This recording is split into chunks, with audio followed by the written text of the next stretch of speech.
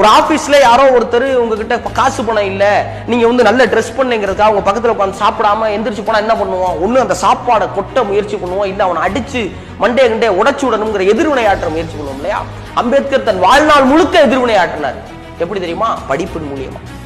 என்னப்பா அம்பேத்கர் செஞ்சுட்டாரு, என்ன அம்பேத்கர் செஞ்சுட்டாரு அப்படிங்கிற நிறைய கேள்வி இருக்கு. அம்பேத்கர் ஒரு நாளைக்கு 18 மணி நேரம் படிச்சிருக்காரு. எத்தனை மணி நேரம்? 18 மணி நேரம் படிச்சிருக்காரு. எழுதி எழுதி எழுதி தன் கைகள் வீங்கி போன ஒரு மனிதன்னா அது அம்பேத்கர்.